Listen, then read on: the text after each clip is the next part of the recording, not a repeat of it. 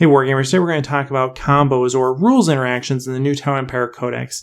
Now, in 40k, combos are kind of a weird thing. Really what I'm just talking about are rules interactions that have an additive or a synergistic effect, right? Where you are layering multiple rules on top of each other, and that gets you a better outcome than you would have otherwise.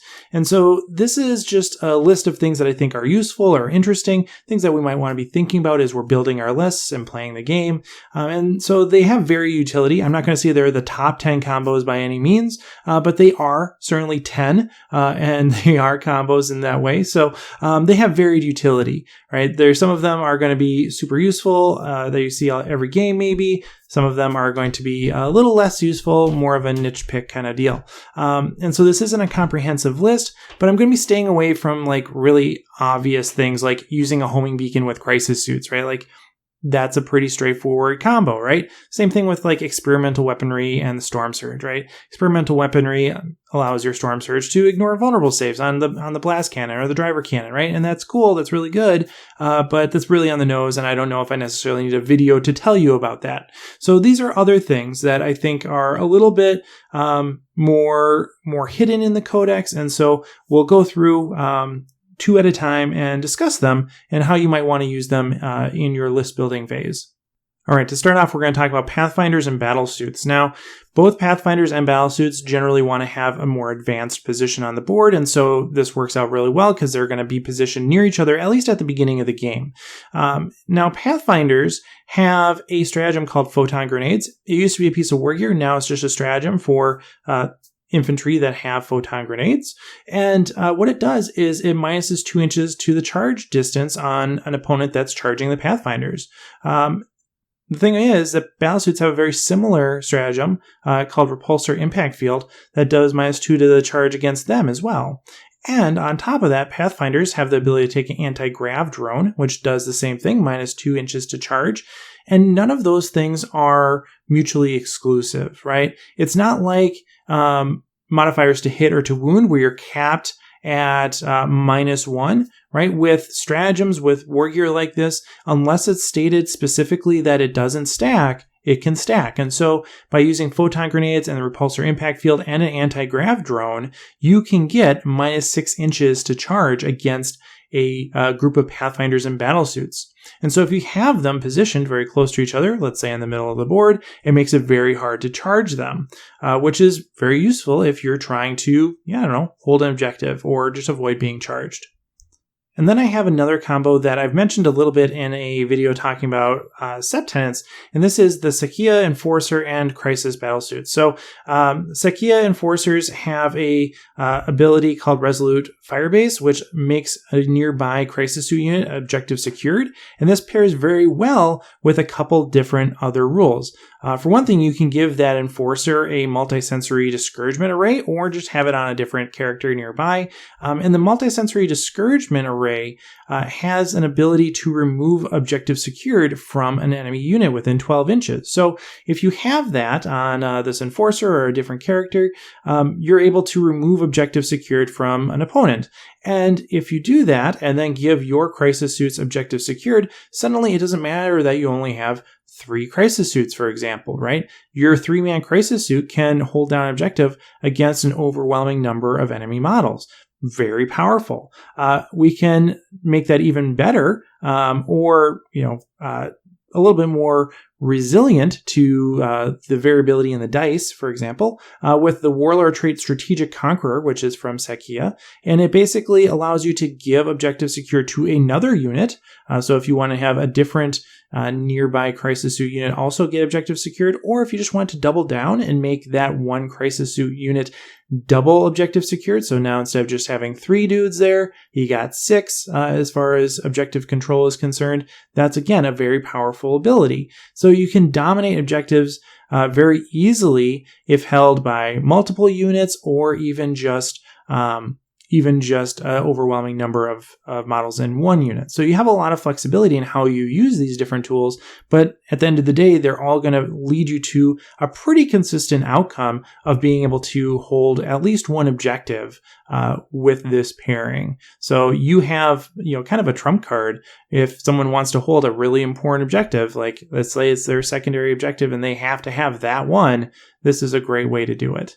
This next one is a little heavy-handed and probably maybe will be FAQ'd to not really work anymore, but for the time being it works, so we're going to go with it. It's Tau Bodyguards with Enva and Longstrike. So this all focuses around the idea that Longstrike really can't benefit from Lookout Sir. It's a vehicle, it has lots of wounds, you can't protect it with other units, right? And so normally Longstrike is very easy to pick out and remove from the tabletop, but the way Bodyguards work is that they have the Swarm Protectors special rule, which means that nearby characters are untargetable, and there's no clause on that rule that says vehicles don't count or that they have to be below a certain number of wounds. And so Crisis Bodyguards are able to obstruct targeting on Longstrike, which makes him much better, right? Longstrike on his own is a very powerful tool, but he is easily removed in the absence of Bodyguards. And so that's his biggest weakness.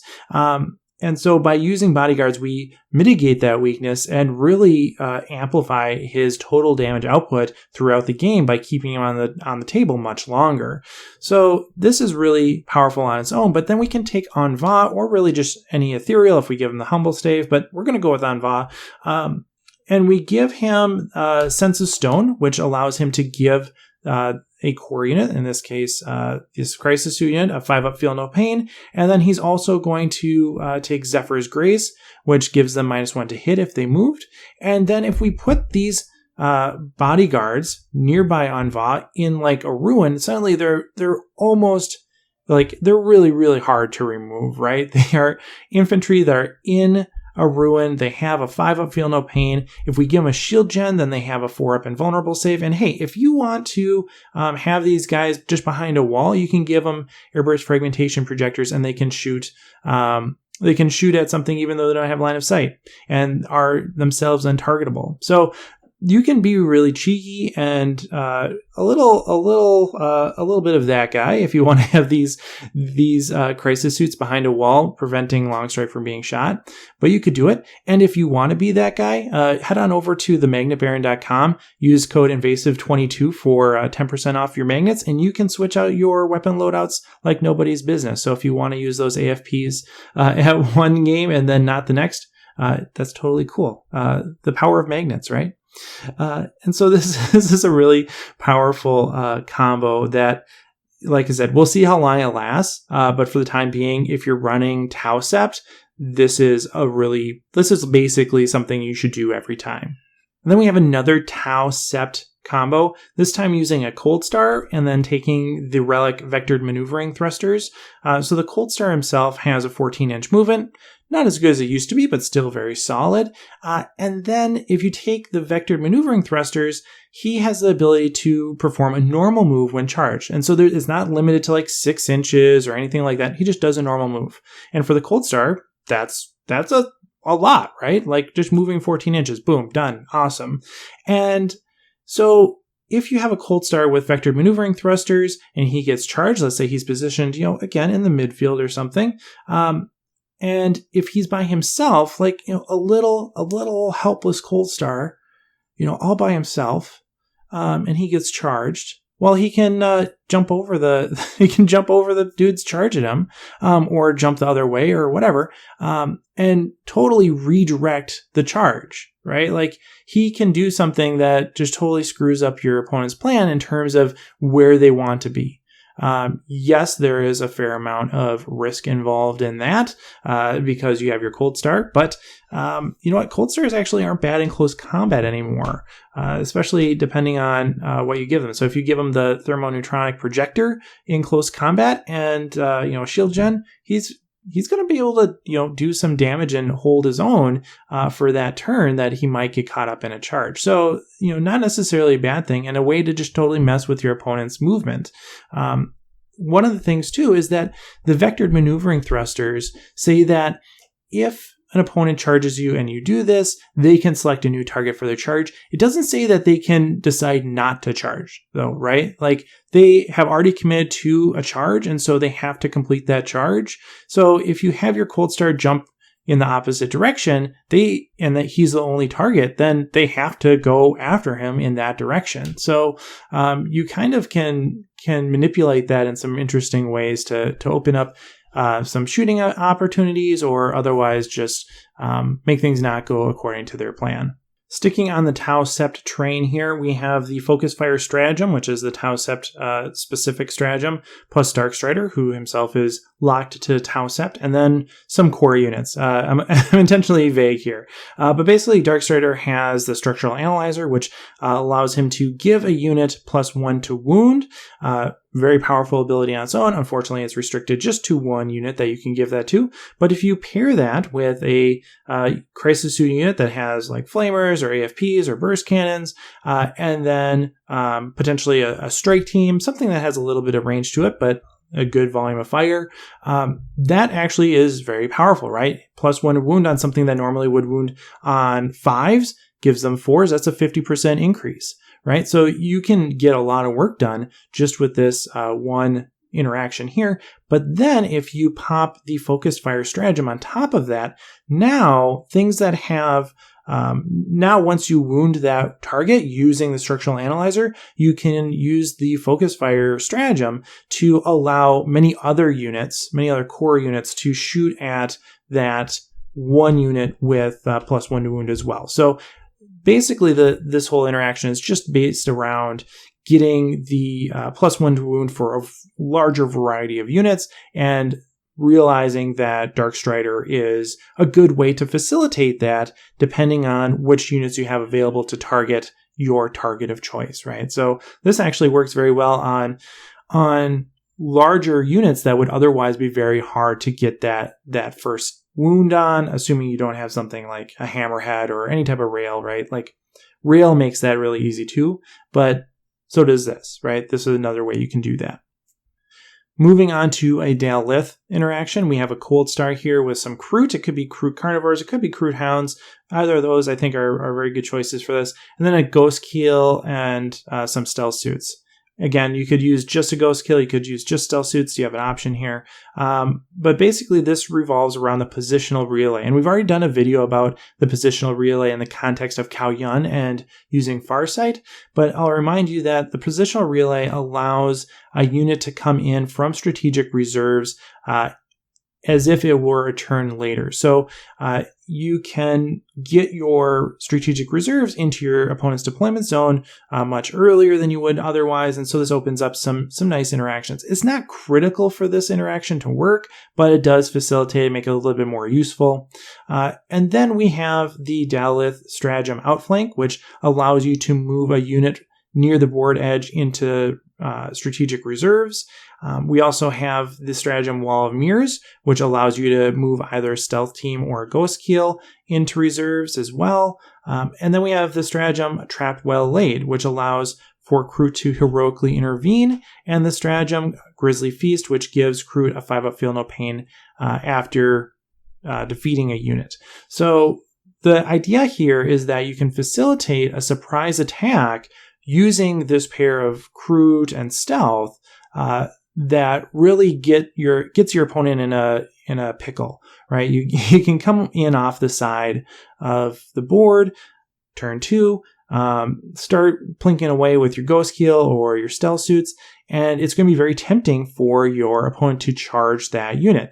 Well, if you have a big blob of Kroot right next to them, the Kroot can then heroically intervene on behalf of those Stealth Suits, get a really good attack in, and then pop the Grisly Feast, and now they have 5-up Feel No Pain, plus they're well positioned in your opponent's deployment zone, and so they can actually do quite a bit of damage in that case. All right, and then we got some Coldstar theme combos here.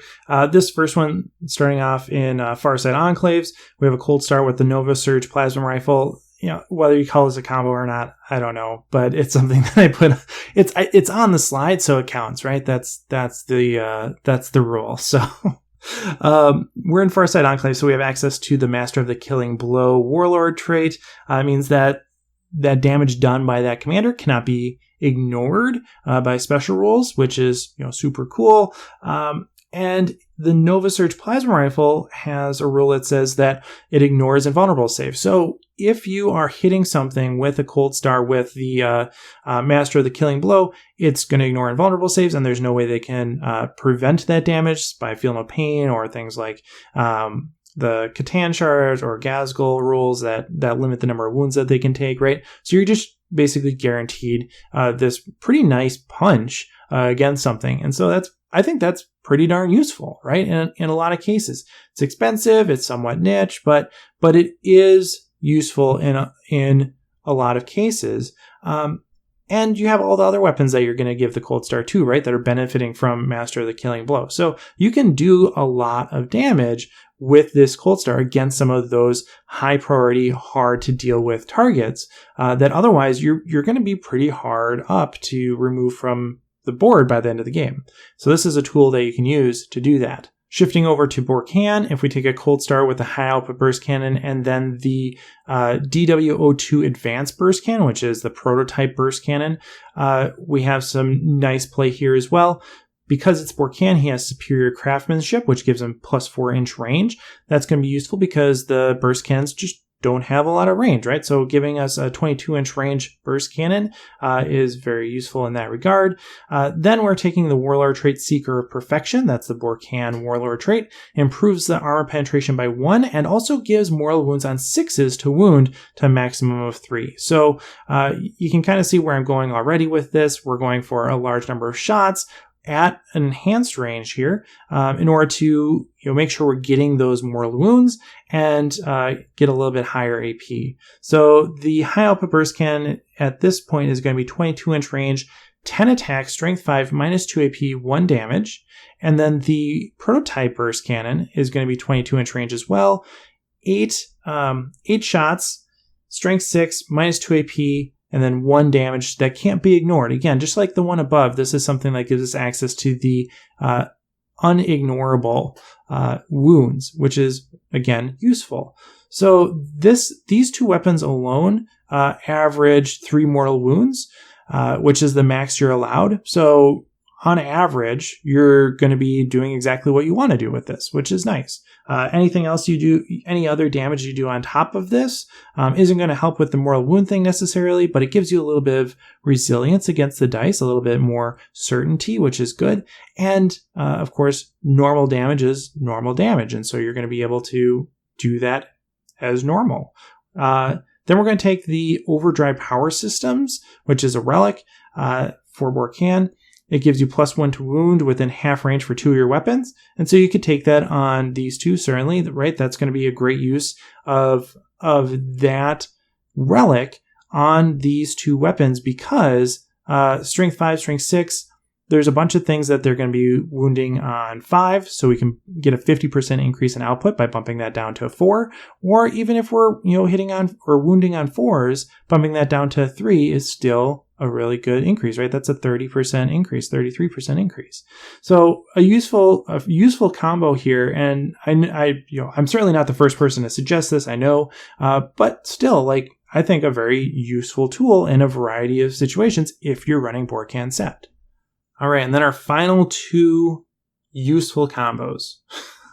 We're going to start talking about Tetras and Skyrays. Probably not something that you thought was going to be in this list, but something I think is pretty exciting. So Tetras have the ability to outflank, and this is different than the stratagem outflank. This is just their special role. Allows you to deploy them from the edge, which is basically what outflanking is, so it makes sense that it's called that. And that's super useful, right? It's basically the Tetra version of outflank, and it allows you to get your Tetras into places where they normally wouldn't be. Right, so they can provide line of sight to obscure targets for pretty cheap. In fact, buying Tetras is cheaper than buying a unit of Pathfinders. So you're getting access to 3 marker light hits from 1 Tetra for really cheap, and that's all you need for this combo to work. Right, so we're getting marker lights in a place we otherwise wouldn't get them for cheap.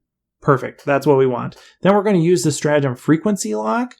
Frequency Lock allows Seeker missiles, Destroyer missiles, Seeker missile racks to fire on a target without line of sight. And so we could take 1 Skyray, we could take 2 Skyrays, we could take 3 Skyrays if we really wanted to, have that Tetra pop out from the side, throw some marker lights on a target that we really want to see gone, and then pew pew with Frequency Lock, those seeker missile racks can all fire at that target that it would otherwise be impossible to target. So that is super useful, right? That is our counter to any type of line of sight blocking terrain, any type of obscuring terrain, any type of shenanigans where you park the whirlwind behind the two buildings that are butted up against each other, and no one will ever be able to shoot at the thing because it's hidden behind the two walls, right?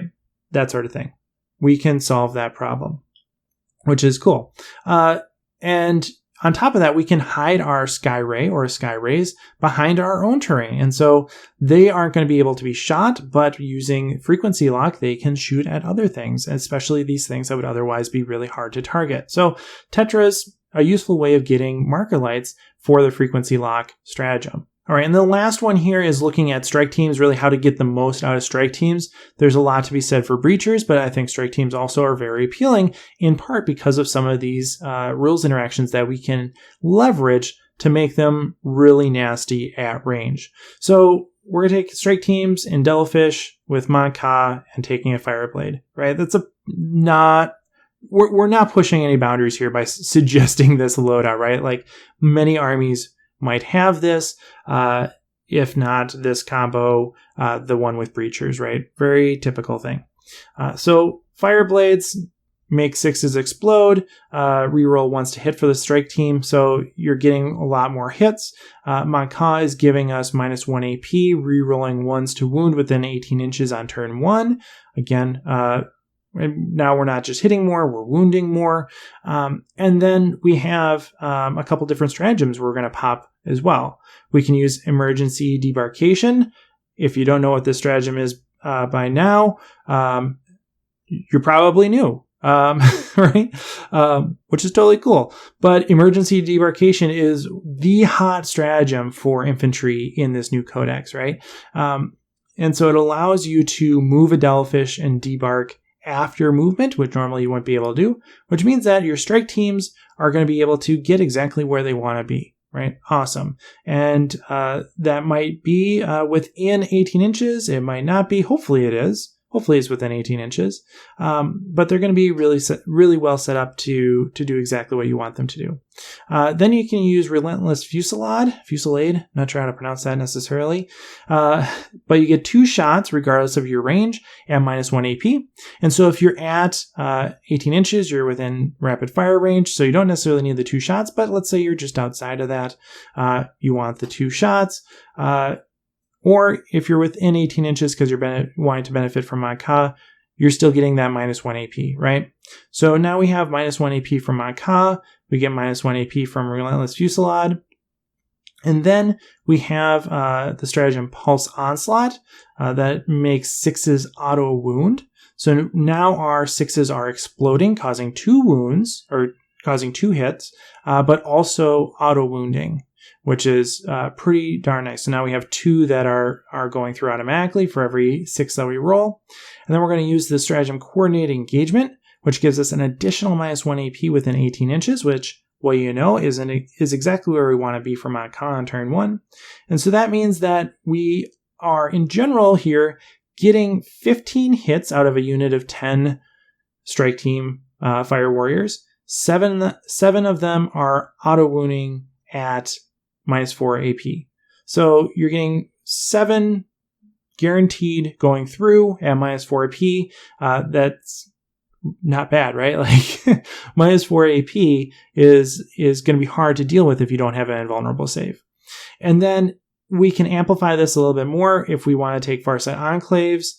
We could be hitting on 3s if we're within 12 inches, right? If we're using the Farsight Enclaves Septenet, we're going to be counting as having a marker light if we're within 12. So we're going to be hitting on 3s. That's going to boost our damage up even more. Or if we're taking Tau Sept, we could take Darkstrider, use Structural Analyzer with this, just like we did in that earlier combo, and boost this up even more, giving them +1 to wound, which is, again, really awesome. So lots of different ways that you could make this work to be really effective. Costs a lot of CP, but still might be worth it on turn 1, right? Might be a really, really effective way to boost that alpha strike up a little bit more.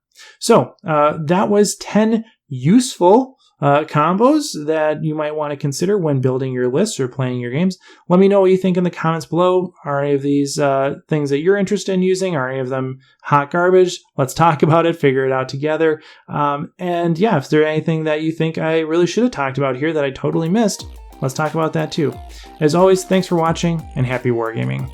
Hey everyone, thanks for watching. A while ago I made my own miniature. If you are interested in showing your support for the channel on the tabletop, you can pick one up either on Etsy if you're in the US or directly through me worldwide. Special thanks to our sponsor, the Magnet Baron, and also all the good folks over on Patreon, especially Mate Monk, Marcy, A Little Pink Monster, Bennaby Jones, Durza, Ever Keller, Robbie Goodwin, Jose Gomez, Ruger, Drew Pratley, Michael Byrne, Zealous Brimstone, Scott Heater, Stephen Cowan, Jared Egler, Chris Kessler, Tao Oswald, and Shifty.